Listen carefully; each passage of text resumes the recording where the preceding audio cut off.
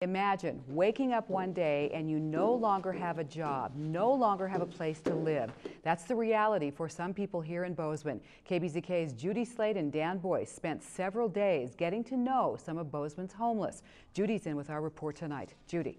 Well, Donna, spending time with some of Bozeman's homeless people has been eye-opening to say the least. We ate meals with them, hung out with them in the cold, really got to know what it's like to be homeless here in Bozeman. As Dan showed us at 5:30, some of the guys we talked to actually chose to be homeless. For others, it's no choice at all.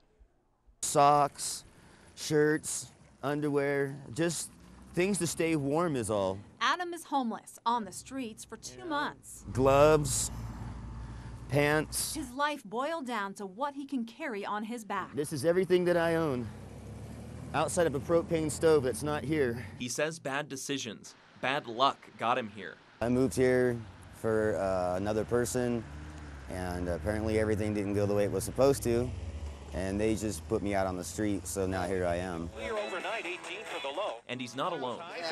From what we found, there are about a dozen to 24 people in Bozeman who are truly homeless. On the streets day in and day out. Many of them come here to Amos' house. No cake this time. All right. Thank you. No problem.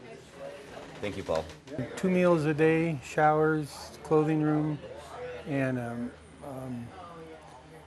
just a place to come in the mornings out of the cold.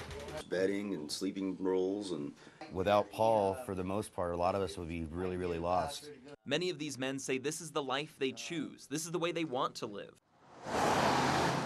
They call themselves Tramp. Tramp, truly righteous and moral people, the last adventurers.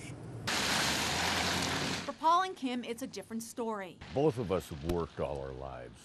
Paul and Kim live in their car. A nasty fall has left them with tens of thousands of dollars in medical bills. They're hoping for Social Security someday. Today, much of the cash they get goes to surviving. Recently, we've been putting a lot of it towards gasoline because being in the car, we can start the car up and in 10 minutes it's warm. Adam hopes being homeless is only temporary, a bump in the road. I'm willing to work. If somebody came by here and said, hey, get in, I'll take you to work. Let's go. But he's found being homeless and trying to find work nearly impossible. Once you do get on the street and you don't have a permanent address, you don't have somewhere you can call home, they don't want to give you a job. How are we supposed to get off the street? How are we supposed to get jobs if people walk, look at us when we walk through the door and go, oh, no thanks. Back at Amos' house, Adam and others look through the classifieds, make a few calls, shoot the breeze. Then it's back to the street. All in all, we're just a bunch of people trying to keep out of trouble, not cause any harm, and make it through another day. Now tomorrow, more from our time spent on the street getting to know people just like Adam. Dan and I will show you what we found out about panhandling and see how Bozeman's homeless spend their nights. Donna.